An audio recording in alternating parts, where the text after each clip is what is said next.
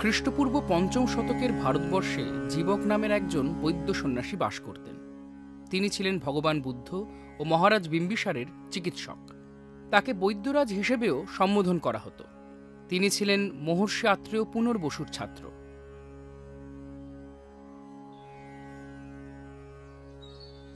বাল্যকাল থেকেই জীবকের বৃক্ষরাজির প্রতি এক অদ্ভুত ঝোঁক ছিল, এবং এই ঝোঁকের বশেই কখন যে সে বৃক্ষ বিশারদ হয়ে উঠেছিল তা সে নিজেও বুঝতে পারেনি। জীবক যখন গুরুকুলে শিক্ষালাভ করছেন তখন একটি ঘটনা ঘটে।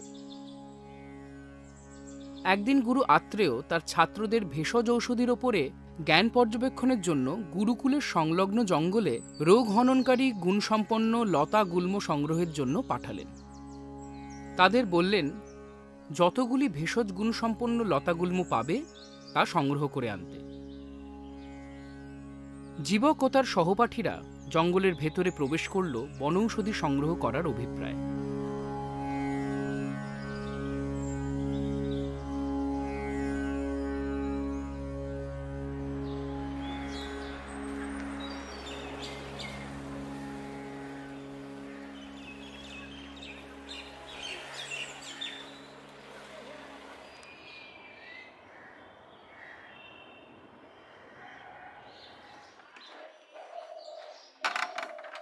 আমাদের বাড়ি কলকাতা কসবা এরিয়াতে। এটা আমাদের বাড়ির বাগান। এখানে অনেক খুব হেল্পফুল মেডিসিনাল গাছ আছে। লাইক এটা যেমন বকুল ফুলের গাছ, এর টেন্ডার লিভস খুব ভালো দাঁতের পক্ষে, মানে গাম প্রবলেমসের জন্য। একবার আমাদের এক ফ্যামিলি মেম্বারের সাডেনলি গাম ব্লিডিং হতে আরম্ভ করে, খুব দাঁতে ব্যথা করছিল। তো তাকে এরকম আমাদের যেহেতু জানা ছিল বাই জেনারেশনস, এই কচি পাতা একদম টেন্ডার লিভ যেগুলো, যেমন এইটা ডিরেক্ট চিবিয়ে খেয়ে নিলে পারে গাম প্রবলেমস মানে ব্লিডিংটা আটকে যাবে ইনস্ট্যান্ট। এটা কারি পাতা গাছ। এটা স্কিনের পক্ষে খুব ভালো। রেগুলারলি বা কিছু টাইমের ইন্টারভালে খেলে পারে স্কিন ভালো থাকে, হেলদি থাকে। একটা স্টিক ভেঙে আর রান্নাতে দিলে পরে পুরো পাতাটা ছিঁড়ে দিয়ে দিলে পরে খুব ভালো টেস্টও হয়। এটা আমাদের নিজেদের বাড়ির উঠোন। এখানে এইসব গাছ টাছ আমরা করি। এখানে ভালো সানলাইটও আসে, অনেকখানি স্পেস আছে। ছোটো থেকেই বাবাকে দেখেছি, বাবা গাছ খুব ভালোবাসে, গাছের প্রতি খুব ইন্টারেস্টেড, গাছ খুব যত্ন করতো। এগুলো বাবার থেকে দেখে দেখে আমি ইন্সপায়ার্ড হয়ে করছি। ওয়েল, আমরা তো যারা শহরে থাকি, আমরা তো একটু আরবান গ্রিনস খুঁজি, because greenery is something that is always so peaceful and restorative in every way.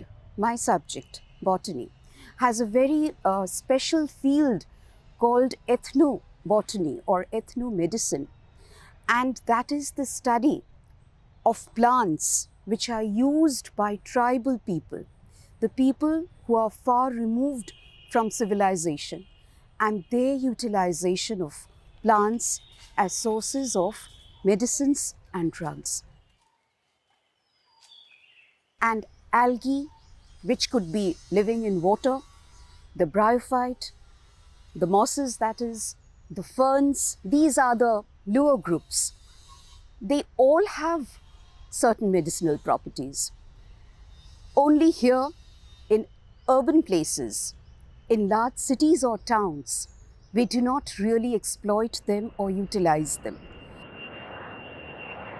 খুব ক্রিটিক্যাল এতে আমরা ইউজ করি না। ডেফিনেটলি আমরা ইনিশিয়ালি যেটা কিছু কিছু ক্ষেত্রে তো একেবারেই আমরা বলতে পারি, যেমন আমার যদি হঠাৎ কেটে যায়, আমি দুব্বা ঘাস হয়তো ইউজ করছি, আমার সঙ্গে সঙ্গে আমার পুড়ে গেলে আমি হয়তো সেই জায়গাটায় ঘৃতকুমারীর যে পাল্পটা আছে সেটা আমি ইউজ করতে পারি। আমি এটা নিজে পার্সোনালি করেও থাকি আমরা বাড়িতে। So, you know, our grandmothers did this, but now we seem to be living in nuclear families, and we are not very connected to nature, living very busy lives. But if we could learn from the legacy of our grandparents, it would be wonderful. জীবক ও তার সহপাঠীরা জঙ্গলের ভেতরে প্রবেশ করল বনৌষধি সংগ্রহ করার অভিপ্রায়। একজন ছাত্র বাসক পাতা তুলে নিয়ে বলল, দেখো এটা বাসক গাছ, কফনাশক। সাধারণ ঠান্ডা, হাঁপানি, যক্ষা, কাশি প্রভৃতিতে এই গাছের পাতা উপকারী। অপর একজন ছাত্র আরেকটি গাছ তুলে নিয়ে বলল, এটি তুর গাছ। আমি শুনেছি এটি আঘাতজনিত রক্তপাত বন্ধ করে আর খুব ভালো ব্যথানাশক।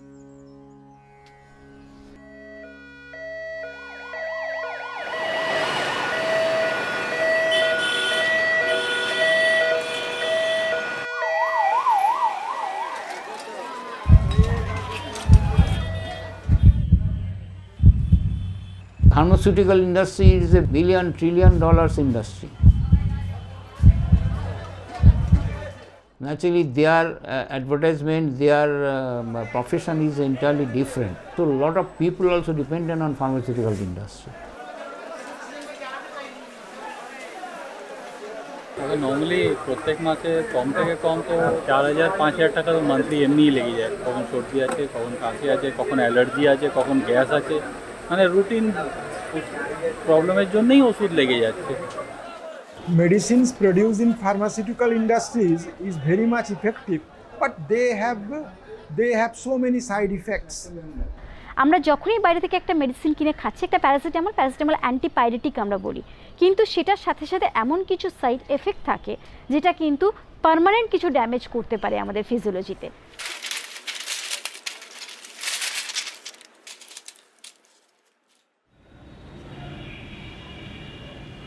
কিছু কিছু জিনিস আছে যেটা অ্যালোপ্যাথি ট্রিটমেন্ট ছাড়া আমাদের পক্ষে সম্ভব নয়। অ্যাকিউট কন্ডিশন যেগুলো আমরা, যেমন কোনো কারোর হার্ট অ্যাটাক হলো, কি কারোর ব্রেন স্ট্রোক হয়েছে, কারোর অ্যাকিউট অ্যাপেন্ডিসাইটিস, সেক্ষেত্রে তো আমাদের করণীয় কিছু নেই। আমরা সেখানে তাদেরকে অ্যালোপ্যাথি ট্রিটমেন্ট নিতে বলবো। কিন্তু কিছু কিছু ক্রনিক ডিজিজ যেগুলো আছে, সেই ডিজিজের ক্ষেত্রে কিন্তু আমরা আয়ুর্বেদরাই সেখানে কাজ করতে পারি। যেমন কি যে কোনো ধরনের arthritis, skin disease different types, তারপরে ডাইজেস্টিভ প্রবলেমস যেগুলো আছে, কারো হজম হচ্ছে না, অ্যাসিডিটি হচ্ছে, কনস্টিপেশনস আছে, এই সমস্ত ক্ষেত্রে কিন্তু আয়ুর্বেদ সেখানে অনায়াসেই করা যায়, সেখানে অ্যালোপ্যাথি ট্রিটমেন্টের কোনো প্রয়োজন থাকে না। এটা আমার একটা ছোট বাগান, ফলের গাছ আছে কয়েকটা। তবে এর মধ্যে যে গাছটা দেখাতে আমি নিয়ে এসেছি সেটা হচ্ছে এই সরসুপ গাছ। এই যে ছোট গাছ, এই যে পাতা, এই গাছটা, এর যে সরসুপ গাছ, এর অরিজিন হচ্ছে আমেরিকার ক্যারিবিয়ান আইল্যান্ডে, ট্রপিক্যাল রিজিয়নে। এটা সব থেকে বড় একটা লাভের বিষয় হচ্ছে এই গাছটা চাষ করার। এটা ক্যান্সার প্রতিরোধক। মানে আমার এক কাছের আত্মীয়, তার স্টেজ 4 ক্যান্সার পেশেন্ট ছিলেন। তাকে এই পাতাটা প্রায় 4 মাস আমি লিকার করে খাইয়েছি। উনি দুবেলা এই দুটো করে পাতা নিয়ে ছোটো ছোটো করে কেটে কাঁচি দিয়ে সেটা জলে ফুটিয়ে জলটা ঠান্ডা করে নিতেন, নিয়ে চায়ের লিকারের মতো সেটা খাওয়াতেন। কেমোথেরাপির যেসব অন্যান্য রিয়াকশানগুলো, যে ব্যথা, যন্ত্রণা, চুল পড়ে যাওয়া, এসব কিন্তু কিচ্ছু হয় না পিসমশাইয়ের। জীবকের অপর এক সহপাঠী বলে উঠল, এই দেখো, আমি কালমেঘ গাছ পেয়েছি। এটি হজমকারক, সাধারণ সর্দি কাশি এবং যকৃৎ সুস্থ রাখতে ব্যবহার করা হয়। অপর ছাত্ররাও তাদের দেখাদেখি নানান রকমের বনৌষধি সংগ্রহ করতে শুরু করলো। লতা ও গুল্ম সংগ্রহ করতে বেলা পড়ে এলো। সূর্যাস্তর পরে বনে বিচরণ করা বিপজ্জনক হতে পারে, তাই তখন তারা আশ্রমে ফিরতে শুরু করলো। জীবক একা একাই জঙ্গলে ঘুরতে থাকলো।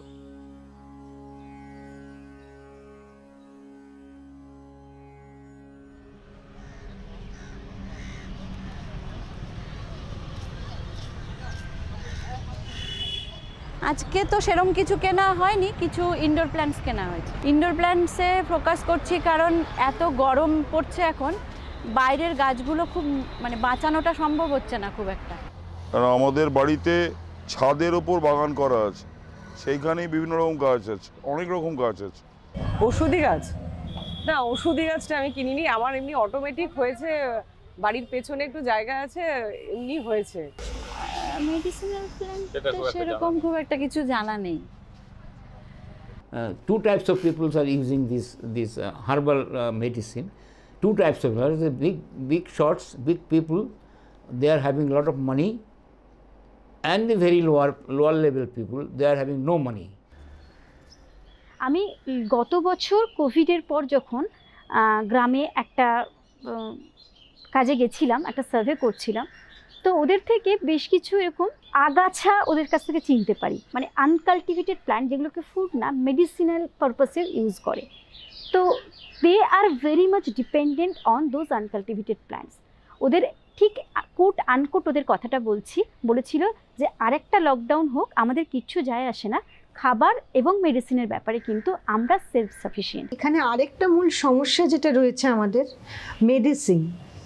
মেডিসিন এখানে অত সহজে পাওয়া যায় না।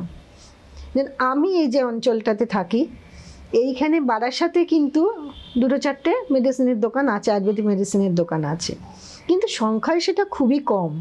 এখানে যেমন পরপর অ্যালোপ্যাথি ওষুধের দোকান আছে, কিন্তু আয়ুর্বেদ ওষুধের এরকম পরপর দোকান নেই। আমরা খুব সহজে কিছু গাছ রাখতে পারি বাড়িতে, যেমন তার মধ্যে একটা গাছ হচ্ছে সজনে গাছ। তার পাতা, তার ফুল, তার যে ডাঁটা হয় সজনের ডাঁটা, তার যে গাছের ছাল, সেই সমস্তগুলোই কিন্তু তার উপকারী। সে এই সিজনাল যে ডিজিজগুলো হয়, হঠাৎ করে ঠান্ডা লেগে গেল, জ্বর হলো, কি এই সময়টা একটা পক্সের হওয়ার সম্ভাবনা থাকে, সেইগুলো থেকে কিন্তু এটা প্রতিরোধ করে। ইউরিনারি ট্র্যাক্টে যাদের ইনফেকশন হচ্ছে বারবার, তাদের ক্ষেত্রে সজনে ডাঁটা, সজনে গাছের ছাল, এইগুলোকে আমরা ইউজ করতে পারি। এছাড়া আমরা আরেকটাও খুব সহজ গাছ যেটা নিশিন্দা, এই পাতা বেটে যেখানে ব্যথা লেগেছে, কোনো জায়গায় আঘাত লেগেছে বা জয়েন্ট পেন হচ্ছে, সে সমস্ত জায়গায় এই পাতাটা বেটে লাগালেও সেখানে ব্যথাটা কমে যাবে। শরৎকাল আসলেই শিউলি গাছ একদম ফুলে ভরে যায়, তার গন্ধে মম করতে থাকে চারিদিক। শিউলি গাছের পাতাও কৃমি উপদ্রব যদি বেশি হয় তাহলে সেখানেও শিউলি পাতা কাজ করে। একটা কথা সবসময় সত্যি, prevention is better than cure. আপনি কোনো কিছুতে আক্রান্ত হবার আগে এরকম কিছু প্ল্যান্ট আছে যার কিছু মেডিসিনাল প্রপার্টি আছে যেগুলো আপনাকে প্রতিহত করবে, আপনাকে আক্রান্ত হতে দেবে না। যেমন তুলসী কিন্তু রেগুলার কনজিউম করা যায়। 3টে করে তুলসী পাতা মা বলে সকালবেলা খাওয়াটা ভীষণ ভালো। মা ডাক্তারি বিদ্যাটা হয়তো জানে না, কিন্তু ডাক্তারি বিদ্যায় যেটা সাপোর্ট করে বলছে যে তুলসীর এত গুণাবলী আছে, এত অ্যান্টিঅক্সিডেন্ট, ফ্ল্যাভোনয়েড আছে, এক্সটার্নাল মেডিসিনের উপরে যে ডিপেন্ডেন্সি সেটা কমাতে পারে। আমরা ডিএসসিসিতে সবসময় বলি সেলফ সাফিসিয়েন্সির কথা, সবসময় বলি কেমিক্যাল কম ইনটেক করার কথা, কম কনজিউম করার কথা। ডিএসসিসি সেগুলোর ব্যাপারেও কিন্তু ট্রেনিং দেয়। কেউ চাইলে কিন্তু যোগাযোগ করতে পারে এবং এখান থেকে কিন্তু প্রপার গাইডেন্স পেতে পারে। গুরুকুলের ছাত্ররা গুরুর কাছে তাদের সংগ্রহ করা বনৌষধি জমা করল এবং গুণাগুণ আলোচনা করতে শুরু করল। গুরু আত্রেয় খুব খুশি হয়ে তার ছাত্রদের সংগ্রহ করে আনা ভেষজগুলির গুণাগুণ পর্যালোচনা করলেন। উনি ছাত্রদের উৎসাহ দিয়ে বললেন, এটি থানকুনি, এটি আঘাত সারায়, স্মৃতিবর্ধক ও বিভিন্ন চর্মরোগ যেমন কুষ্ঠ প্রতিরোধ করতে উপযোগী। এই সব ঔষধি সংগ্রহ করে তোমরা সবাই খুব ভালো কাজ করেছ। ছাত্ররা সবাই খুব আনন্দিত। আত্রেয় লক্ষ্য করলেন যে জীবক তখনও ফেরেনি।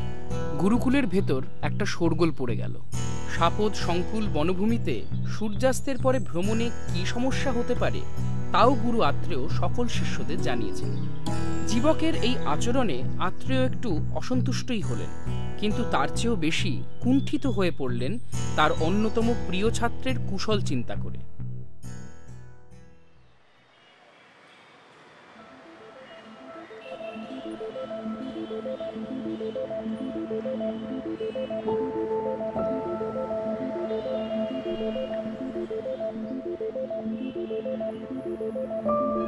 As a non-botanist, if you go through the different plants, you would find that even the simplest of plants will have some kind of a medicinal value. From the simple to the complex, there is some value or the other. Some part of the plant, whether it be the leaf or the seed or the flower or the root or the stem or maybe the bark, will have some value or the other. Each plant has some medicinal aspect or the other. It is for us to utilize them. It is for us to actually get our own benefit from them.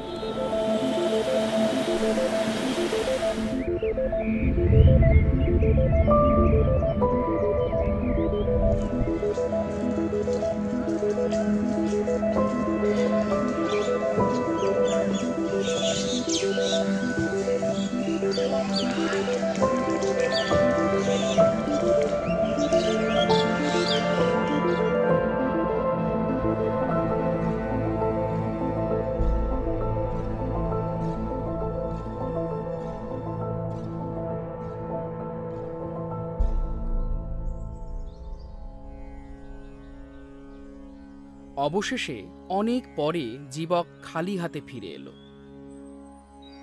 এবং তাকে দেখে অন্যান্য শিষ্যরা খুবই চিন্তিত হয়ে পড়ল। এবারে বুঝি গুরু আত্রেয় জীবককে কঠিন শাস্তি দেবেন। আত্রেয় তাকে জিজ্ঞেস করলেন, জীবক, তুমি এতক্ষণ কোথায় ছিলে? আমরা সবাই খুব চিন্তিত ছিলাম। তাছাড়া তোমার হাতও তো দেখছি খালি।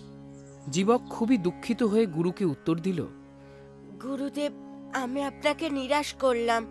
আমি সারা বন ঘুরেছি এবং সমস্ত গাছ দেখেছি, কিন্তু এমন কোনো গাছ পাইনি যার কোনো ঔষধি গুণ নেই।